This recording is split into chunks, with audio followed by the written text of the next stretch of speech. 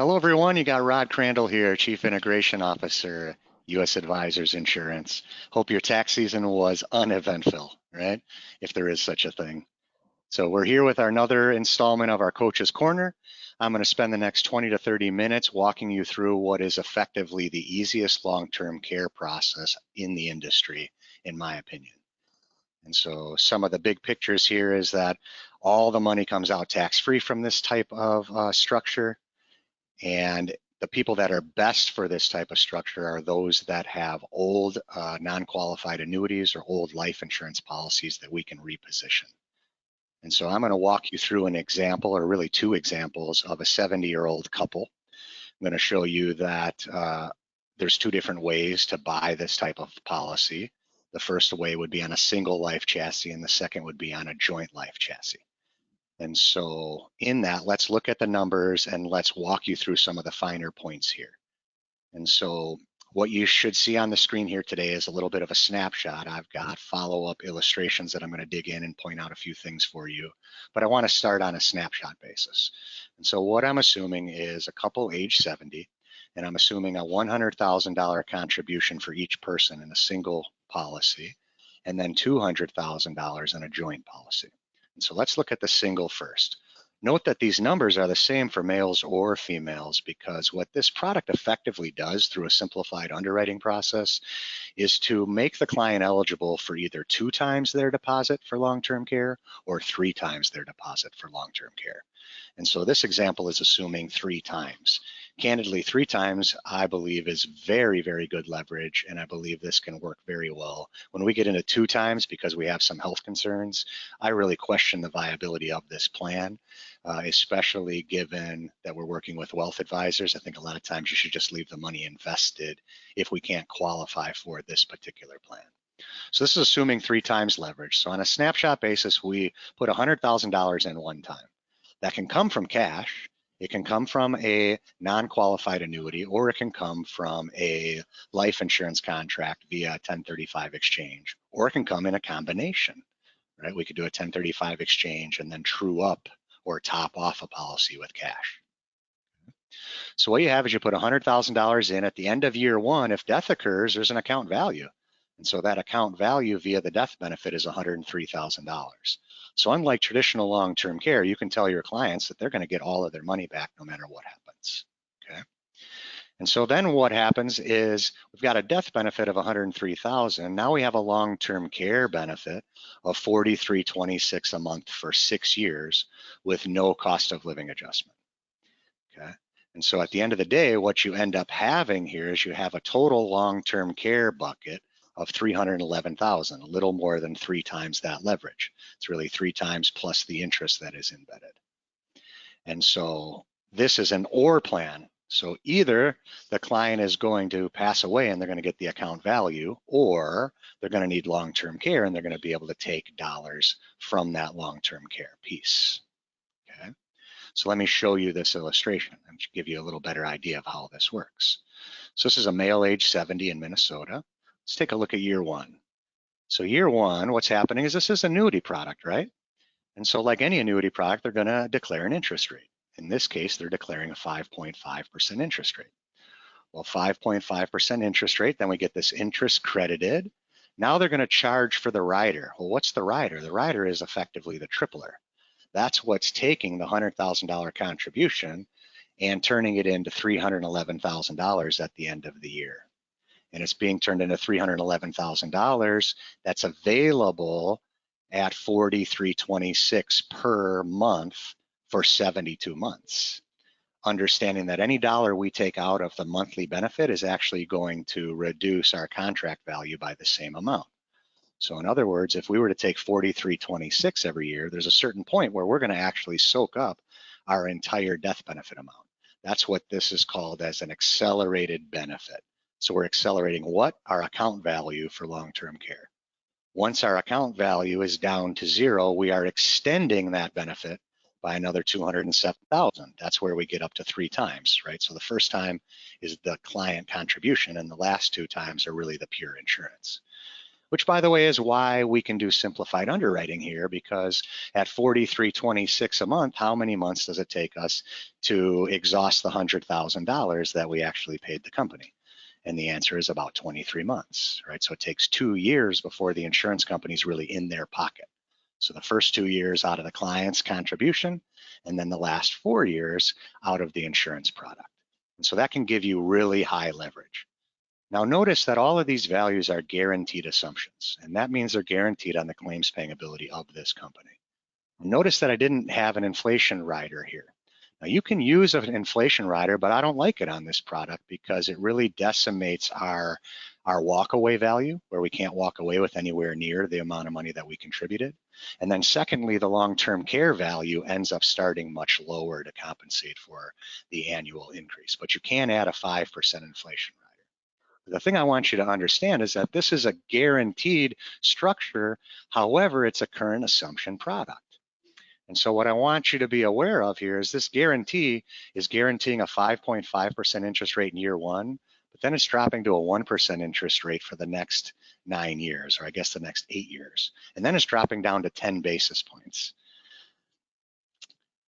This is a guarantee, and you have to take guarantees seriously, but there's no way that this company is going to drop from 5.5 to 1% and then ultimately drop to 0.10. Now again, that's their guarantee, and I believe this should be positioned and accepted on a guaranteed basis. But this is a current assumption product. And what does that mean? If we go to the next page, here's our non-guaranteed assumptions, our current assumptions. What are they currently doing? And they are currently crediting 5.5% interest. And so this schedule is assuming that they do 5.5% every single year. Do I think that's likely? No. I think the guarantee is not going to happen, nor do I think this is going to happen. What I believe is that we'll probably be somewhere in between.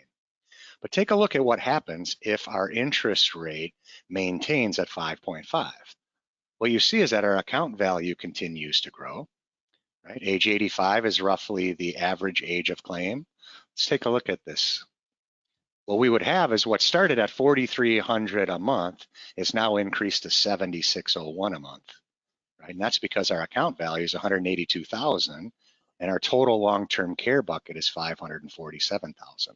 So that's almost 5.5 times leverage, and doing so in an environment that we can get this $7,600 out, or whatever it's grown to, we can take it out completely tax-free.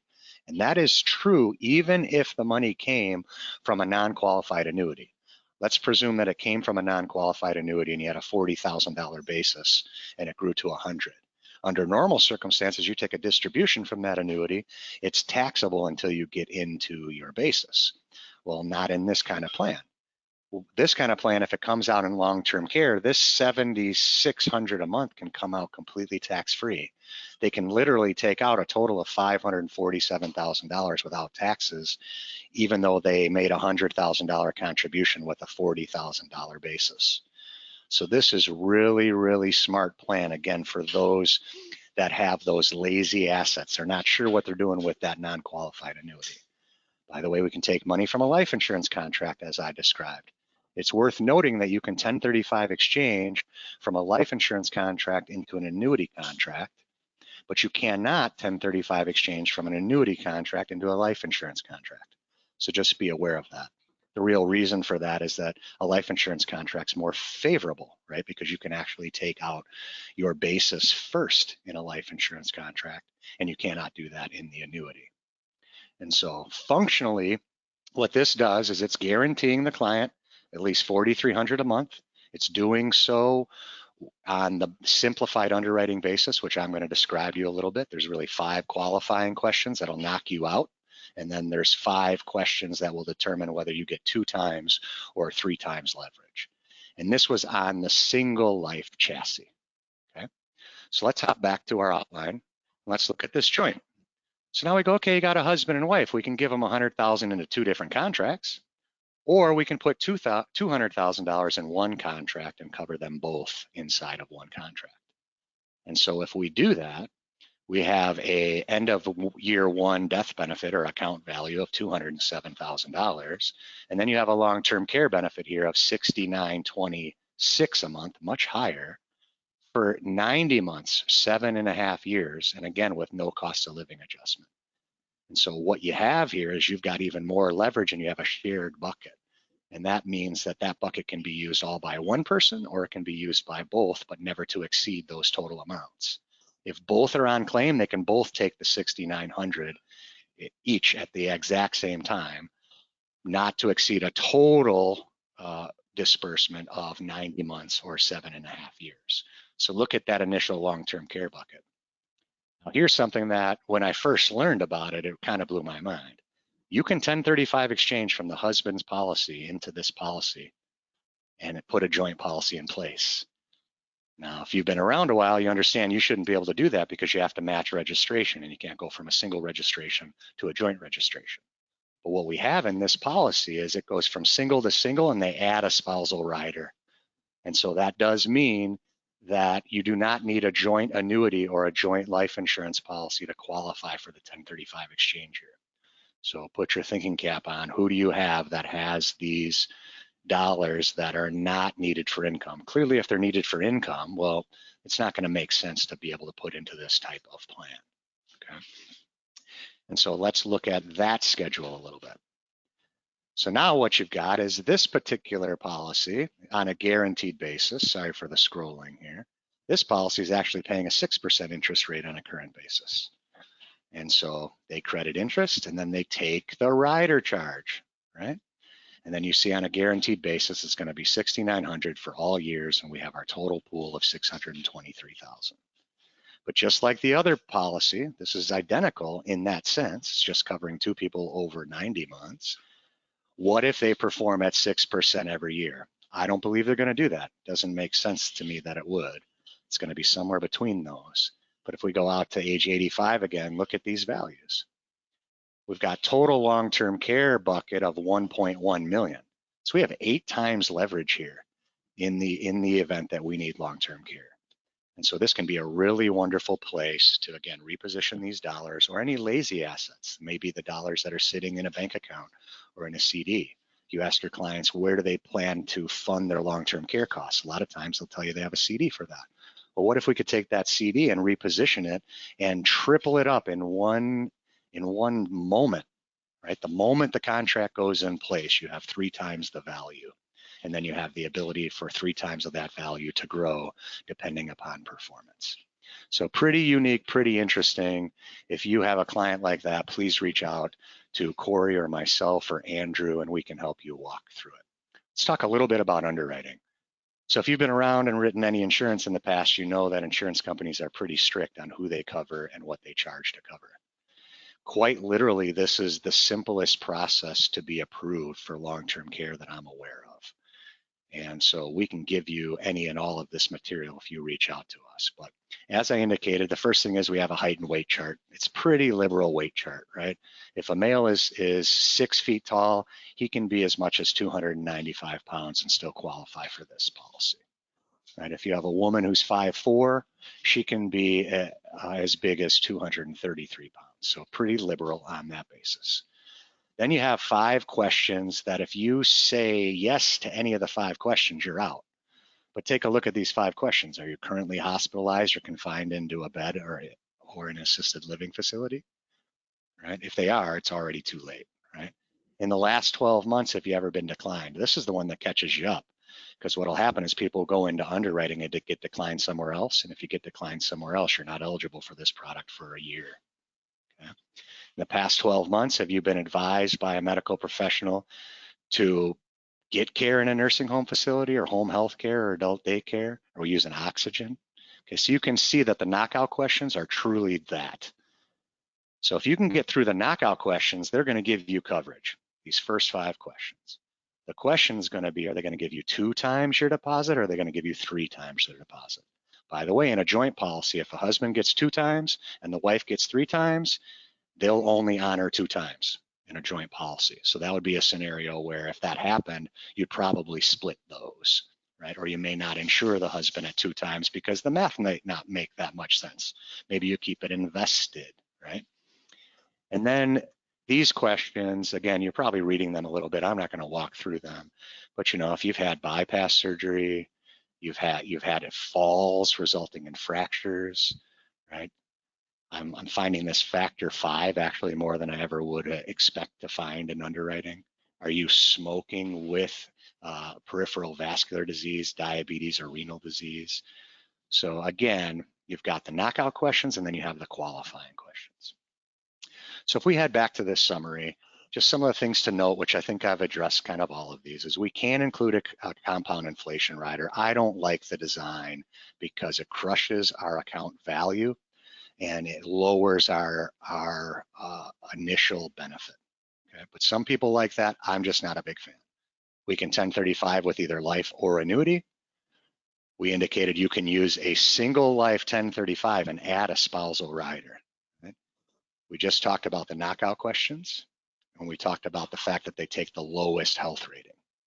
Okay? And then, of course, the values can increase with current performance. So I say, here's your guarantee. Here's how they're currently performing. And for planning purposes, I expect that performance to be somewhere in between those two. So with that, I hope that you gained something from that. I hope that you might have been jogging down or jotting down rather a couple of clients that you may want to discuss this kind of concept with. If you want to go further or deeper in this, we're prepared to be able to do that. You want us to help meet with your clients directly, we're prepared to do that as well. So with that, please reach out to me or reach out to Corey or reach out to Andrew. And we would love to be able to help you help your clients and maybe drive some revenue to both your practices and ours. So with that, thank you for tuning in, and please keep on your schedule our following Coaches Corner, which is going to occur every quarter. In the in-between months, we are doing a Husfeld huddle. That's Corey on my team and Andrew like to put together a short video on something timely or topic related. And then these quarterly meetings on these Coaches Corners are designed to be about 20 or 30 minutes. All of this designed to help you identify clients, have better conversations with clients, ultimately protect their income and their assets, which ultimately protects your AUM, and we all win at the end of the day. So with that, I appreciate you guys. Enjoy the spring that is finally here, and go Cubs, right? Have a great day. Thank you all.